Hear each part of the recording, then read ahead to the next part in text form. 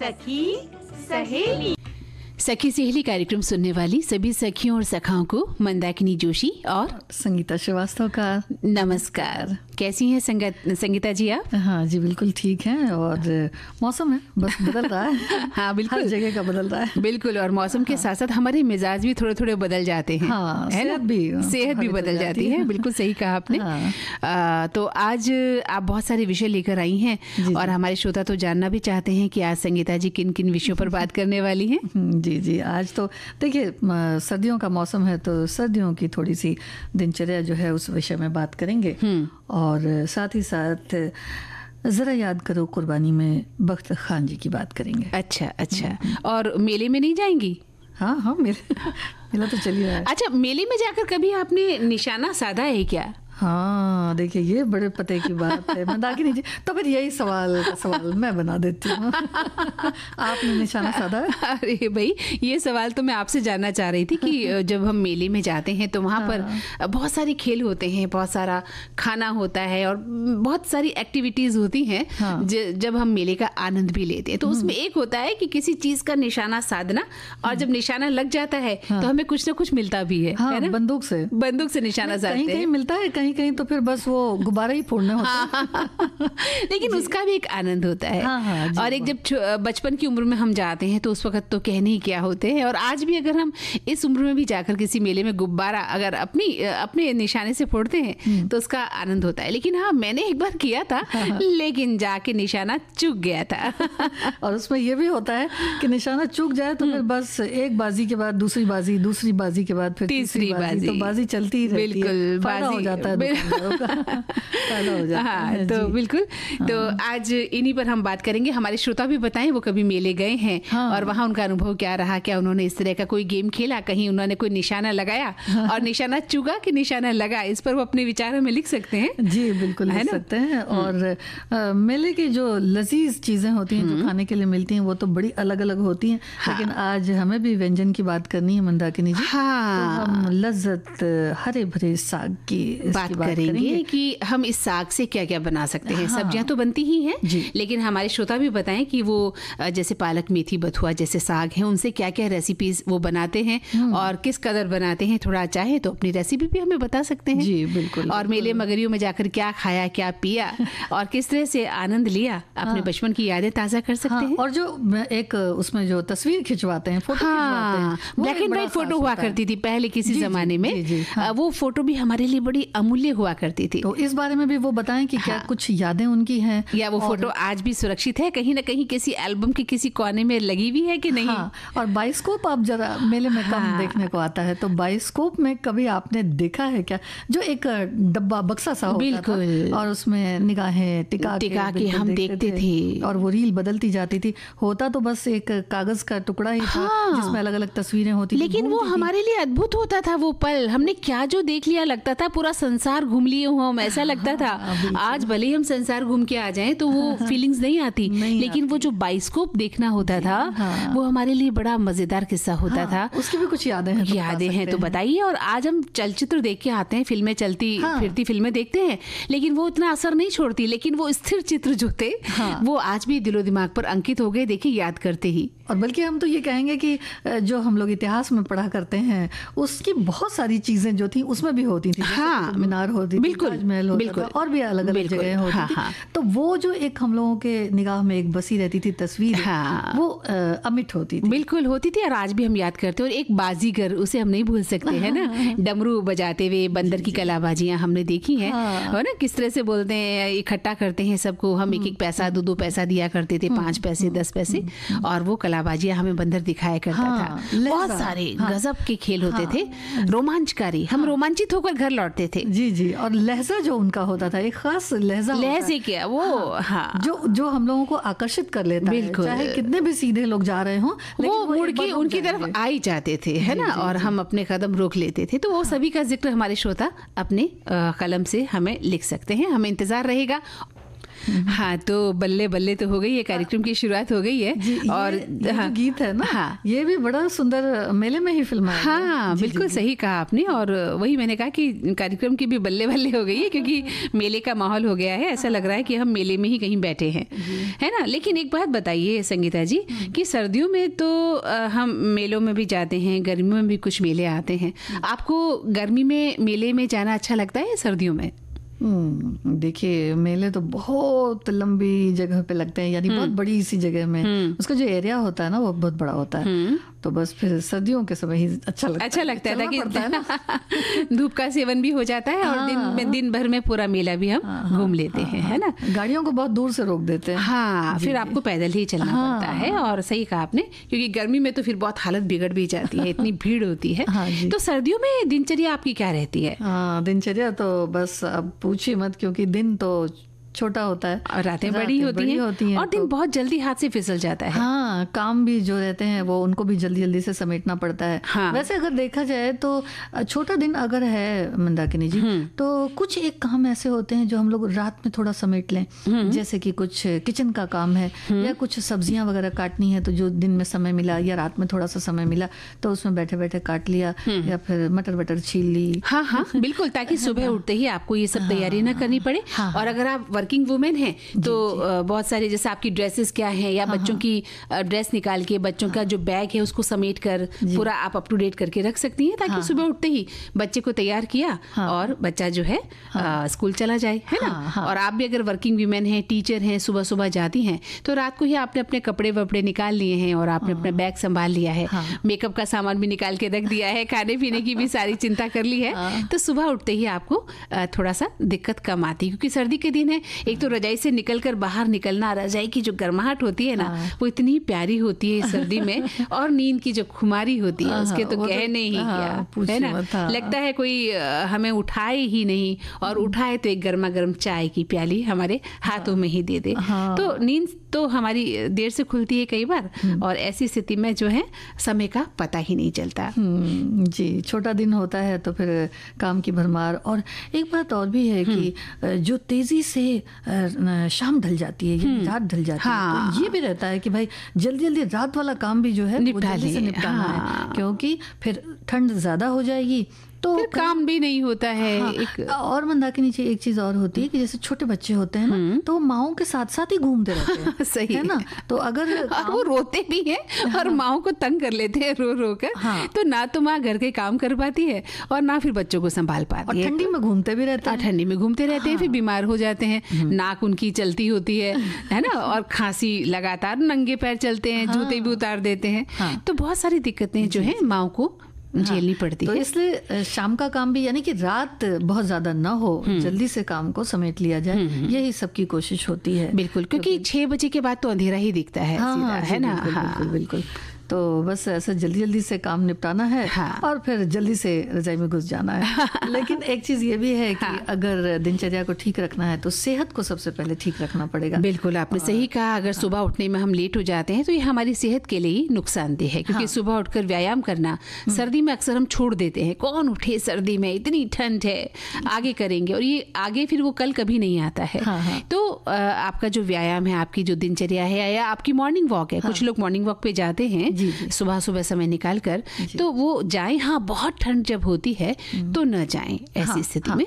थोड़े दिन आप घर पे ही व्यायाम कर लें और घर पे ही वॉक कर लें। तो सारे काम, कई बार ऐसा भी होता है ना मंदाकिनी जी, कि हम लोग सोचते हैं कि भाई अच्छा ये भी थोड़ी देर बाद कर लेंगे, या ये काम कल कर लेंगे, तो कल करते करते बहुत सारे काम इकट्ठा भी हो जाते हैं, जैसे कपड़े बहुत ज्यादा इकट्ठे हो जाते हैं, है ना। थोड़ा थोड़ा काम निपटाते चलें तो ज्यादा अच्छा रहता है। थोड़ा थोड़ा से आप जो है उन चीजों से बच जाती है। वो जो बर्डन आ जाता है ना कई बार दिमाग पे, फिर आप चिड़चिड़ी हो जाती हैं, और आप कोई जिंदगी को एंजॉय नहीं कर पाती हैं, क्योंकि आपके दिमाग पर काम सवार रहता है। बच्चों को भी आप फिर डांट फटकार करती हैं, पतिदेव से भी आप अच्छे से बात नहीं करती हैं। तो इन सब बातों को थोड़ा सा ध्यान रखें और सबको काम बांट दें। अगर आपके बच्चे बड़े हैं तो फिर उन्हें काम भी बांट दें। काम तो बांटना ही चाहिए। तो ताकि मिलजुल कर काम अच्छे से हो जाता है। बहुत ही सुंदर गीत था ये संगीता जी। और सर्दी की बात हम कर रहे थे कि सर्दी में हमारी दिनचर्या क्या होनी चाहिए, हमें अपने स्वास्थ्य के प्रति सजग रहना चाहिए, वैसे तो हर वक्त, लेकिन सर्दियों में खास थोड़ा ध्यान रखें। तो खाने पीने का भी हमें ध्यान रखना चाहिए जी, तभी दिनचर्या भी अच्छी रहेगी। हाँ बिल्कुल सही कहा, क्योंकि खान पान में थोड़ा सा हमने लापरवाही बरती नहीं और दुर्घटना घटी नहीं, और फिर जैसे ही हमें जुकाम खांसी शुरू होते हैं और हमारी दिनचर्या बिगड़ जाती है। हाँ, तो दिनचर्या का एक वो भी हिस्सा, नींद भी एक हिस्सा है। हाँ, हाँ, तो समय से सोना भी है। हाँ। और खाने पीने की जहाँ तक बात है तो जो आजकल देखिए सब्जियां तो बहुत अच्छी आ रही हैं, है ना, तो उनका ध्यान रखें। जैसे सब्जियां तो ही हैं, साथ में मक्का है, तिल है, और आज जैसा कि हमने बताया साग की बात हम करेंगे भी। हाँ, तो सरसों के साग को खाना इसमें बहुत, इस समय तो सभी साग बहुत जरूरी भी है जी। मूंगफली है, बाजरा है, मेथी है, गाजर है, इनका आप किसी भी तरह से सेवन कर सकते हैं। सूखे मेवे हैं, घी और गुड़ वगैरह के जो लड्डू बनते हैं, या फिर हरी सब्जियों के, या फिर चुकंदर वगैरह के जो सूप हैं, वो हैं। और आटा भी आप मल्टीग्रेन आटा ले सकती हैं, है ना, आप उसमें बाजरा मिला सकती हैं, आप उसमें मक्का मिला सकती हैं, ज्वार मिला सकती हैं, तो कई तरह के आप उसमें रागी का आटा मिला सकती हैं। तो ये सभी आटे भी आप इन सर्दियों के मौसम में खास तौर से अगर खाते हैं तो आपका पेट भी जो है अच्छा रहता है और कब्ज की शिकायत आपको नहीं रहती। और एक चीज ध्यान रखनी है कि इस मौसम में खट्टी चीजें थोड़ा कम खाएं, ना खाएं तो ज्यादा बेहतर है। जैसे दही अगर खाना है तो दोपहर में खाएं, सुबह और रात को। हम कई बार रात को रायता खाना पसंद करते हैं ना, गर्मी की तरह, तो वो खीरा भी बचे, थोड़ा सा मूली खीरे से भी थोड़ा बचे। और अगर खाना ही चाहते हैं तो सलाद को काट कर हल्का गुनगुने पानी में डालकर उनका सेवन कर सकते हैं। और ठंडे पेय पदार्थ नहीं लें, जहाँ तक है आप, है ना, सूप लें, सूप ज्यादा अच्छा है। कोई जैसे कोल्ड कॉफी पीते हैं लोग, है ना, शरबत पीना पसंद करते हैं, तो गर्मियों के पेय पदार्थ हैं ये, आप इसे गर्मी में ही लें। रात में खाना बिल्कुल हल्का खाना चाहिए। हाँ जी बिल्कुल, और व्यायाम वगैरह भी टाइम से हो। हाँ। अच्छा, कुछ एक जैसे काली मिर्च पाउडर वगैरह, काली मिर्च का पाउडर, है ना, तो वो बहुत फायदेमंद होता है। लौंग है, अदरक है, हाँ, काला तिल, या फिर मंगरेल का जो हम लोग इस्तेमाल करते हैं वो है। और वैसे अगर ड्राई फ्रूट्स में देखें तो छुहारा इस समय बहुत फायदा करता है, आंवला है, तो इन चीज़ों का सेवन करें तो बहुत अच्छा है। और सबसे बड़ी बात है कि खुद भी और बच्चों को भी नंगे पैर चलने से थोड़ा सा बचाव रखें। वैसे तो नंगे पैर चलना बहुत अच्छा होता है, घर में भी हम अक्सर स्लीपर का इस्तेमाल करते हैं, इसलिए देख लिए हम कितने कमजोर और हमारा जो इम्यूनिटी सिस्टम कितना बिगड़ गया है। पहले हमारी माँ जो है घर पर नंगे पैर चला करती थी, है ना, तो एक पृथ्वी से सीधा संपर्क होता था आपका, वो अब छूट गया है। लेकिन सर्दी के दिनों में थोड़ा ध्यान रखें, मोजे पहन कर रखें, रात को मोजे उतार दें, दिन भर आप हल्के सूती मोजे पहन सकते हैं। और रहे तो चप्पल का प्रयोग करें, बच्चों को भी जूते और चप्पल समय पर पहनाकर ही उन्हें घूमने दें। जी। और हमारे एक श्रोता ने लिखा है कि ठंड के दुष्प्रभाव से बचने का एक और अच्छा तरीका है कि गुनगुने तेल से पैरों और तलवों की मालिश करना। रात में सोने से पहले कुछ देर तक पैरों की मालिश करें और तलवों में गर्म तेल लगाकर सूती मोजे पहनकर सो जाएं। ऐसा करने से घुटनों के दर्द से भी राहत मिलेगी। वैसे अगर कोई थोड़ा सा मोटा सूती कपड़ा है तो थोड़ी सी जैसे घुटनों वगैरह में मालिश करके और उसको तेल को अच्छी तरह से सुखा के, अगर सूती कपड़ा अच्छी तरह से लपेट करके और उसमें एक या तो गांठ बांध दें या फिर क्लिप लगा दें, जो भी क्लिप भी अलग अलग तरह की आती है, तो उससे भी सुबह बहुत राहत होती है। अच्छा, घुटनों में अगर आपने तेल लगा लिया है और उसके बाद आप गर्म मोटे कपड़े से उसको बांध के रख सकते हैं। मोटा तो कपड़ा नहीं मंदा, पतला हो, हाँ, क्योंकि मोटा रहता है तो फिर वो खिसकने का डर रहता है। अच्छा, वो एंकलेट टाइप के जो आते हैं तो वो बहुत टाइट होते हैं, वो रात को पहनने भी नहीं चाहिए।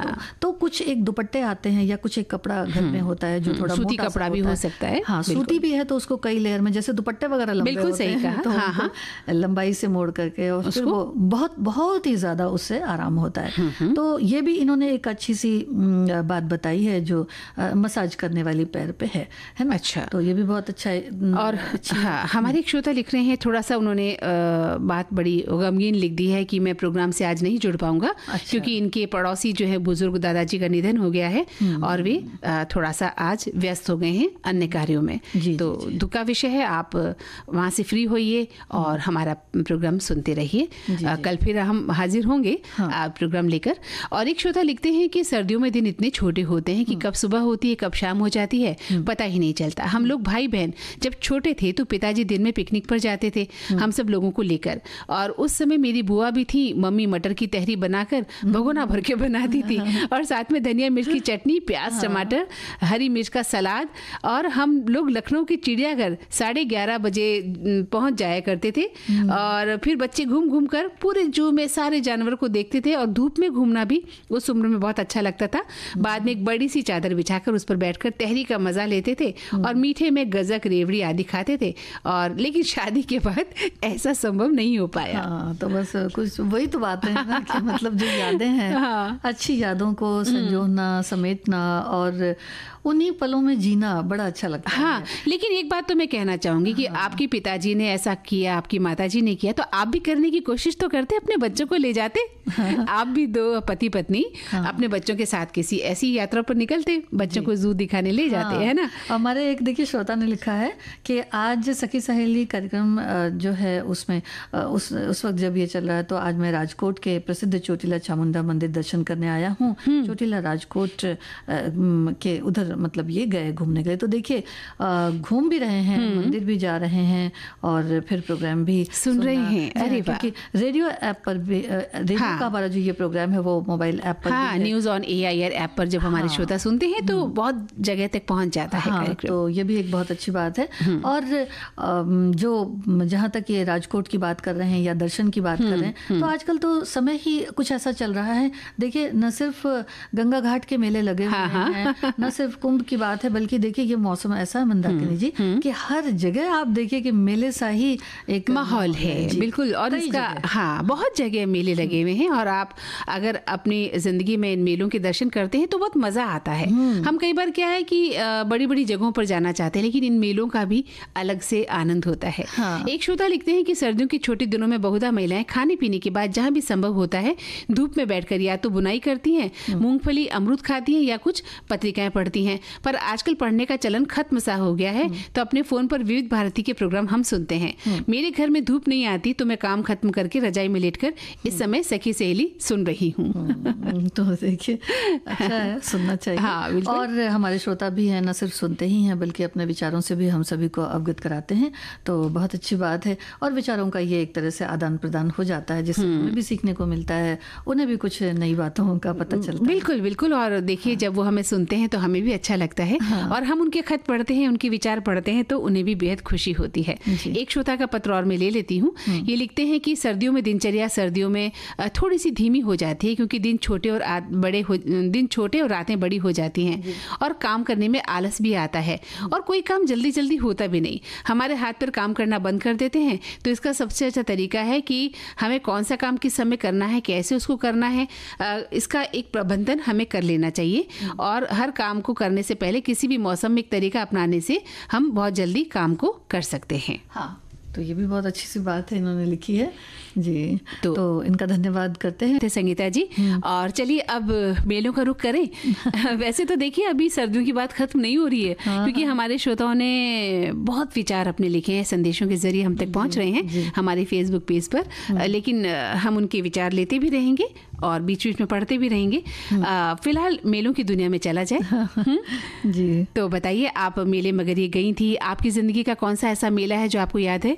ये तो फिर सवाल पे सवाल। आज सवाल जो है वो हमारी तरफ ज्यादा आ रहे हैं क्योंकि आप सवाल पूछना भूल जा रही हैं ना, तो हम आप पे सवाल पे सवाल कर दे रहे हैं, है ना। देखिए वहाँ तो मेले में जो एक चीज मुझे बहुत पसंद आती थी वो चश्मा होता था। अच्छा, कलर चश्मा। हाँ, वो अलग अलग रंग के जो चश्मे आते हैं वो बड़ा अच्छा सा लगता था। और वो जो कागज की फिरकी, अरे वाह, वो देखिए हर जगह उड़ती रहेगी। और वो हम खरीदते भी थे। और गुब्बारा तो कुछ कह नहीं सकते, थोड़ी दूर चलेगा, फिर कितना चलेगा नहीं कह सकते। लेकिन फिरकी लेते थे हम लोग।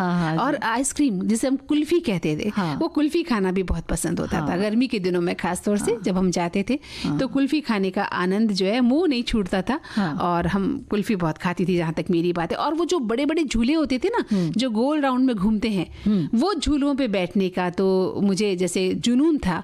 और बैठने के बाद डर भी लगता था, क्योंकि जैसे ही वो झूला नीचे आता था तो आप एक अजीब सी घबराहट महसूस करते थे। कई बच्चे तो जोर जोर से रोने भी लग जाते थे। लेकिन उस झूले से कभी मुंह नहीं हटा। देखिए हमारे एक श्रोता ने लिखा भी है कि जीवन के रंग मेले के संग। अरे भाई, मेला ना हो तो जीवन में कैसा रंग आता है। तो मेले में हमें खुशी, मस्ती, मौज सब मिलता है। हमारा मन चाहे कैसा भी हो, अगर हम मेला घूम लें तो हमारा मन ज़रूर ठीक हो जाता है। बच्चों के लिए झूले, बड़ों के लिए खाने का सामान, महिलाओं के लिए शॉपिंग का सामान। मेले में तो हमें सब कुछ मिल जाता है, उससे हमें खुशी भी मिलती है। अभी देखिए जो ये महाकुंभ का मेला है उसका दर्शन कर रहे हैं, जुलूस मेले में स्नान कर रहे हैं। वहाँ जो लोग भी कर रहे हैं तो वो कितने संतुष्ट हैं, उनकी आत्माएं कितनी संतुष्ट हैं। तो तरह तरह के रंग हैं और समय समय पर ये मेले जो है शहर में लगने चाहिए, क्योंकि इससे हमें खुश होने का एक मौका मिलता है। नहीं, खुश होने का जो एक मौका है वो तो है ही है। मेले जो है वो हम कह सकते हैं एक मिनी भारत है, छोटा भारत। तो ये हमारी संस्कृति को भी दर्शाता है। और इसमें कभी आप देखेंगे कि हाथ से बने हुए कुछ एक खिलौने आते हैं, बिल्कुल कपड़े आते हैं, हथकरघा से बनी वस्तुएं हैं, कपड़े हैं, खाने के सामान है, अचार है, मुरब्बे हैं, है ना। तो ये बहुत दूर दूर से लोग आते हैं अपने हाथ की जो कारीगरी है दिखाते उसके बने हुए सामान को लेकर। तो कहीं ना कहीं ये हमारे जो हथकरघा उद्योग है उसको भी जीवित रखता है, जो हमारा उनके रोजगार का साधन बनता है। मूर्तियां जो है, कलाकृतियां हमारी पुरानी प्राचीन मूर्तियां हमें देखने को मिलती हैं, जिनमें भगवान की मूर्तियां हैं, जानवरों की हैं, सीनरियां हैं, प्रकृति के दर्शन हैं, वो सारा भी हमें देखने को मिलता है इन मेलों मगरियों में। लघु उद्योग और कुटीर उद्योग के जो सामान होते हैं वो ज्यादा इसमें मिलेंगे। बिल्कुल, पापड़ की बात हम करें, अचार की बात हम करें, बड़ियों की बात हम करें, ये सभी हमें इसमें, और लोग जाते भी हैं इन्हें लेने स्पेशल कि भाई उस मेले में जरूर पापड़ मिलेंगे या हमें अचार मिलेगा, कुछ खास मिलेगा, और वो सब लेने हम जाते हैं। और पुरानी अगर हम चप्पल की बात करें ना, तो पुरानी जूतियां वो भी हमें मिलती हैं वहाँ पर, मोजरी जिसे कहते हैं, है ना, वो भी हमें देखने को मिलती है, जिसे हम लेना पसंद करते हैं। और बहुत सारे खेल हैं बच्चों के लिए। मुझे याद है जब मैं छोटी थी तो एक मौत की छलांग करके खेल हुआ करता था। उसे देखने के लिए रात के 11 बज जाते थे और हम उसे देख कर ही जाते थे। हालांकि उसके बाद दिल जो है धक धक धक धक करता था, लेकिन वो देखने का जो शौक था वो आज भी जब याद आता है तो खुद पर हंसी भी आती है और अच्छा भी लगता है कि एक समय समय की बात है। हमारी एक सखी लिखती है कि हमें हमारे पापा मेला ले जाते थे, जो सावन में 30 का मेला लगता था। मेले में खूब खेल देखना, सिनेमा देखना और झूला झूलाना, खूब खिलाना, छोटी छोटी चीज़ें लेना, पूरे टाइम हमारा ख्याल हमारे पिता रखते थे, कभी हाथ पकड़ते घुमाते थे। और आज ऐसा नहीं है, और वो हमारे दिन थे जब हमने बहुत ही बेफिक्री के साथ जिए हैं। और हमारे देखिए एक और श्रोता ने लिखा है कि हमारे दुर्ग शहर में मोती पार्क में प्रतिवर्ष मीना बाजार लगती थी, जिसे प्रदर्शनी भी कहा जाता था। इस प्रदर्शनी में अनेकों स्टॉल लगे रहते थे, जहां हम लोग की रिंग में अपने नाम की रिंग बनवाते थे। जी हाँ, ये बहुत कई जगह पे है। मतलब जैसे नाम का पहला अक्षर ABCD इत्यादि से है, तो इसी प्रदर्शनी में एक आदमी फायर प्रूफ जैकेट पहनकर जो है वो छलांग लगाते थे, तो हमें बहुत डर लगता था। और मीना बाजार में जैसे आपने कहा कि बंदूक से गुब्बारे फोड़े जाते थे, तो उस समय 10 पैसा लगता था, लिखा है। बिल्कुल। हाँ, और प्रदर्शनी में फोटो भी खिंचवाते थे। घूमने के बाद अंतिम समय में वो हमको फोटो भी मिल जाती थी। मतलब ये कि इतनी दूर आप थोड़ा घूम के आ जाइए, तब तक वो तैयार हो जाती थी। और लिखा है इन्होंने कि एक फोटो मेरे पास आज भी पड़ा हुआ है, जिसमें एक बाइक में और मैं और मेरे जीजा जी जो है वो बैठे हुए हैं। तो बहुत बहुत धन्यवाद। तो इस तरह की बातें इन्होंने ताजा करी। नहीं, ये बात भी सही है संगीता जी की बाइक खड़ी होती थी, हम उस पर बैठकर फोटो खिंचाते थे चश्मा लगाकर। मुझे याद है कि मैंने अमिताभ बच्चन के साथ भी एक फोटो खिंचाई है, उनका एक आदमकद फोटो लगा हुआ था, और जब मैं छोटी थी तो मैंने उनके साथ खड़े होकर एक फोटो खिंचाई थी। तो ये भी एक जीवन के क्रेज होता था, और बड़ा मजा आता था कि हमने उनके साथ फोटो खिंचाई है, भले उनका आदमकद जो है चित्र ही लगा होता था। और इस तरह की ये बचपन की यादें हैं जो बहुत ही मधुर हैं। अच्छा, एक और श्रोता ने लिखा है कि हम कुछ सहेलियां मिलकर मेले में गए थे और निशाना भी लगाया। बलून थे, वो भी इतने पास थे कि निशाना तो लगना ही था। 5 बार में से 4 बार लग गया, और हमारी सहेली का तो 5 बार ही निशाना, तो जो भी था, पर बड़ा मजा आ गया। खूब हंसे और झूले में भी कुछ बैठे। डर लगा, एक इंसान जोकर बनकर सबका मनोरंजन कर रहा था, तो वो भी बड़ा सा प्यारा सा लगा। जी हाँ, अलग अलग तरह से लोग अपनी शक्लें। अच्छा, मुखौटे भी बहुत बिल्कुल मुखौटे मिलते हैं, बिल्कुल, और हम उन्हें खरीद के भी लाते हैं। और हमें लगता है कि हम उसे लगाकर घर में हमारा जो है दिल भी बहुत खुश होता है जब उन मुखौटों को लगाकर हम अपने ही साथी दोस्तों को डराते भी थे। एक भाई लिखते हैं हमारे साथी कि जीवन के रंग तो मेले के संग है ही। भाई, जीवन ही रूप रस रंग युक्त होना चाहिए, फिर इस रंग में मेले की भी उपलब्धि हो जाए तो क्या कहने। लेकिन ध्यान रहे कि मेला है क्या और इसकी व्यवस्था में कितने दम है। अमूमन मेले में भीड़ होती है और विभिन्न प्रकार के स्टॉल्स लगते हैं जो जीवन के विभिन्न आवश्यकताओं के लिए भी आवश्यक हुआ करते हैं। और खाद्य पदार्थों से लेकर मनोरंजन तक का साम्राज्य होता है, किंतु जीवन को पल प्रतिपल संतुलित रखना भी बहुत जरूरी है। ये हमारा परम कर्तव्य है कि हम सब कुछ दायरे में रहकर करें, और स्वास्थ्य पर भी हमें अपना ध्यान रखना चाहिए। हमारे एक और श्रोता लिखते हैं कि क्या पता था कि बचपन में गांव के मेले में बंदूक से के निशाना लगाते लगाते एक दिन असली बंदूक को नौकरी करनी पड़ेगी। मतलब पुलिस ट्रेनिंग में ये बताया गया था कि एक गोली एक टारगेट होना चाहिए। मैं हमेशा बैलून को बंदूक से फोड़ने के लिए माँ से जिद करता था, और 10 गोली में कम से कम 8 बंदूक तो मतलब कुछ एक निशाना, कुछ बंदूक तो जरूर फोड़ दिया करता था। और इनाम मिलने पर उस पैसे से मतलब गरम जलेबी खाया करता था। यानी कि इनाम भी मिला और फिर जलेबी खाया, भले ही वो पैसे इनाम में मिले हों या खुशी की जलेबी। बिल्कुल सही बात, यानी वो एक रंग अलग ही होता है जीवन का। वाह संगीता जी, बहुत ही आज तो मेले मगरियों की सैर हो गई है, अड़िप्पा भी हो गया है और खूब खेली है लगता है।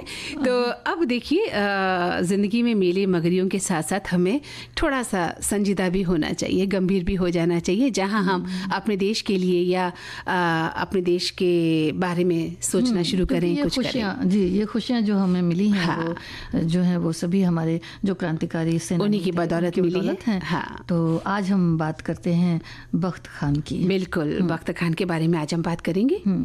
जी, तो बताइए। जी बिल्कुल। 1857 यानी 1857 की लड़ाई को प्रथम स्वतंत्रता संग्राम और सैनिक विद्रोह के नाम से भी जाना जाता है। हमारे श्रोता सब जानते ही हैं कि ये अलग अलग क्षेत्र में विभिन्न राजाओं, महारानियों और सैनिकों द्वारा लड़ा गया, जिसमें वीरों ने अपने प्राणों की आहुति दी, जो ईस्ट इंडिया कंपनी और उनके भारत में बढ़ते जो औपनिवेशिक साम्राज्य एक तरह से कह सकते हैं उसके खिलाफ थी। बिल्कुल सही कहा आपने। और दिल्ली के पास मेरठ से जो शुरू हुए इस सैनिक विद्रोह की लहर ने व्यापक रूप लिया, जिसके एक और कद्दावर सिपाही थे बख्त खान। ये दिल्ली शहर की भारतीय सेनानियों की टुकड़ी, या यूं कहें कि विद्रोही बलों की टुकड़ी के कमांडर इन चीफ थे बख्त खान, जिनका जन्म 1797 में अवध के बिजनौर में हुआ था। और बख्त खान एक रंगरूट के तौर पर ईस्ट इंडिया कंपनी में सूबेदार के पद पर अपनी काबिलियत के साथ पहुंचे थे। जी, उनका कद धीरे धीरे ब्रिटिश अधिकारियों के बीच बढ़ता गया और उन्हें अधिकारी सबसे बुद्धिमान चरित्र, यानी कि एक कह कि इस नाम से जानने लगे, पहचानने लगे, मानते थे और पुकारा भी करते थे। एक सैनिक के तौर पर उन्होंने भले ही ईस्ट इंडिया कंपनी में काम किया, लेकिन भारतीय समाज देश के बदहाल सामाजिक और आर्थिक स्थिति से भी वाकिफ रहे, जिसमें अंग्रेजों के बढ़ते प्रभाव का असर था। अविभाजित बंगाल के घुड़सवार तोपखाने की जिम्मेदारियों का वहन करते हुए वे अब तक 40 वर्षों का अनुभव प्राप्त कर चुके थे। और 1857 की अगर हम बात करें तो 1857 के विद्रोह में बहादुर शाह जफर के सम्राट घोषित होने के बाद इस मुहिम को और तेज किया गया।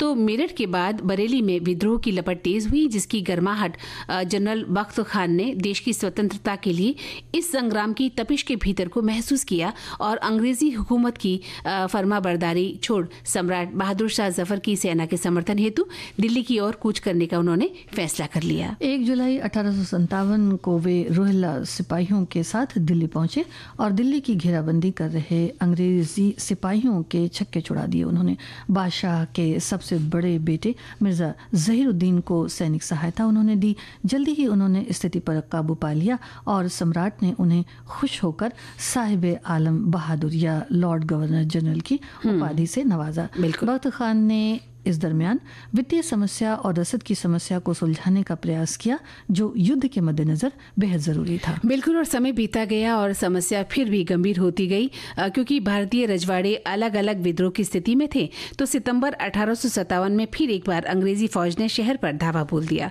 और परिस्थिति नाजुक हो गई। तो बख्त खान ने अंग्रेजों का मुकाबला पूरी ताकत के साथ किया, लेकिन सैन्य ताकत, संगठन, रसद और अन्य आपूर्ति की भरपाई नहीं हो पाई और उन्होंने विद्रोह को किसी भी हाल में जारी रखने का प्रण किया और दिल्ली से लखनऊ कूच कर गए।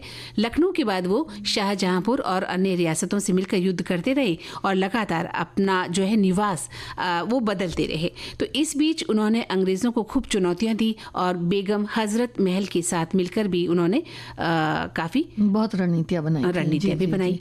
और फिर उसके बाद दिल्ली में सम्राट बहादुर शाह जफर को नज़रबंद रखा गया। इस दरमियान विद्रोह के अंतिम चरण में सम्राट को बर्मा के रंगून भेज दिया गया, जहां वे नज़रबंद रखे गए। 1862 में सम्राट की मृत्यु हो गई।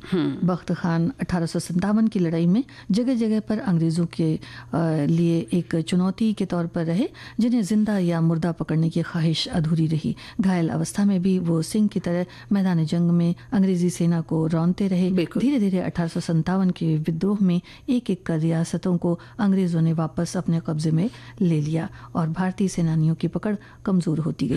बख्त खान अपने अंतिम दिनों में लगभग अकेले पड़ गए और 1859 में अज्ञात रूप से नेपाल की तराई मैदानों की तरफ चले गए, जहां बेगम हजरत महल का भी ऐसा ही कुछ था। बिल्कुल बाद में इसी तरह से कुछ जीवन यापन किया। बिल्कुल, लेकिन उनकी जो हिम्मत और जो हौसले थे, जो साहस था, उसको हम नमन करते हैं। जी हाँ, तो संगीता जी अब चलते हैं लज्जत भरी हरी भरी जो साग की दुनिया है उस ओर चलते हैं। ठंड के दिन है और ऐसे में जो है हरे भरे साग, आप जाते हैं सब्जी मंडी या सब्जियों के बाजार में तो पता चलता है कि क्या जो ले आए ऐसा फील होता है ना। और अभी खेत भी देखिए तो सरसों के साग से भरा हुआ है। बिल्कुल बिल्कुल, वो तो बात ही अलग है। वहाँ जाकर अगर देखा जाए, बिल्कुल पालक है, मेथी है, चौलाई है ना। आप चाहें जितना इस दौरान खा सकते हैं और इस समय बहुत ही अद्भुत है।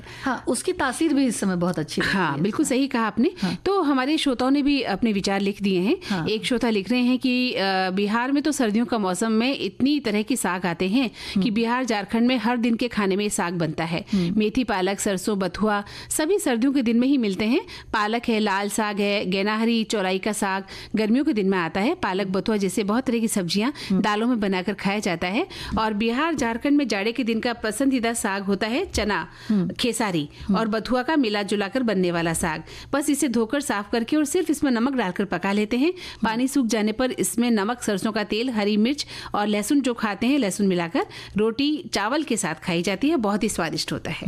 देखिए, साग की एक खासियत मैं आपको बताऊं कि ये बड़े ही साधारण तरीके से बनाया जाता है, लेकिन इसकी लज्जत उतनी ही खास होती है। और इनका जो कमाल है स्वास्थ्य के प्रति, जो इनका रिजल्ट है वो बहुत ही उम्दा होता है ना। जैसे कि आप बता रही थी कि बथुए का रायता आप बनाती हैं तो बथुए का रायता भी तो हम बनाते हैं ना। अभी दही में आपने बथुआ को उबाल लिया पहले, बथुए को उबाल कर पानी निचोड़कर आपने मिक्सी में पीस लिया, महीन महीन ऐसे ही बनता है ना। फिर दही को फेंट लें और दही में आप बथुआ डाल दें। अगर ज्यादा बथुआ खाना है तो ज्यादा मात्रा में डालें, और लेकिन अगर आप एक बैलेंस रखना चाहते हैं तो हिसाब से आप बथुआ का डालकर जो पेस्ट है उसके बाद आप नमक डाल सकती हैं, भुना हुआ जीरा डाल सकती हैं, तो बथुए का रायता तैयार हो जाता है। तो कहने का मतलब है कि जैसा जैसा स्वाद आप पसंद करें वैसा। ज्यादा से ज्यादा हरी सब्जियां अगर डाली जाए, मेथी के परोठे आप खाना चाहते हैं, दाल में मेथी आप डाल सकते हैं। पत्ता मेथी जो है दाल में डालकर भी खाई जाती है। उड़द की दाल में पालक का साग, हाँ पालक का साग, और मूंग की दाल में भी पालक डाला जा सकता है। पालक के पकौड़े बना सकते हैं।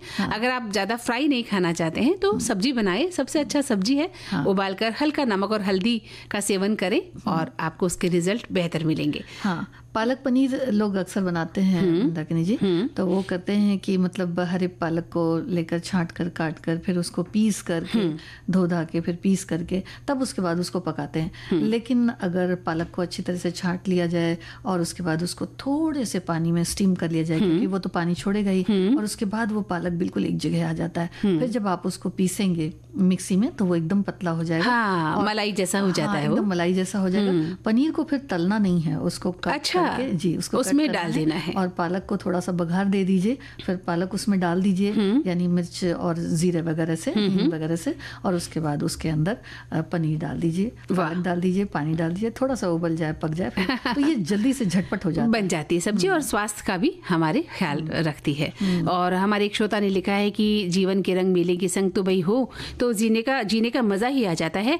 और सबसे बड़ी बात है कि दुनिया भर की सब्जियां इन दिनों मिल रही हैं, उन्हें हम खाएंगे तो अपने स्वास्थ्य के प्रति हम थोड़ा सा वफादार हो जाएंगे। तो इस तरह से सर्दियों की दिनचर्या जब शुरुआत होती है कुहासे और सर्द भरी हवाओं से और रात की ठिठुरन से बचने के लिए हम रजाइयों का इस्तेमाल करते हैं, लेकिन लिखते हैं कि दिन में हमें हरी भरी सब्जियों का सेवन करना चाहिए। अब तो हमें कार्यक्रम से विदा लेनी होगी संगीता जी, तो सखी सहेली कार्यक्रम समाप्त करने की मंदाकिनी जोशी और संगीता श्रीवास्तव को दी इजाजत। नमस्कार।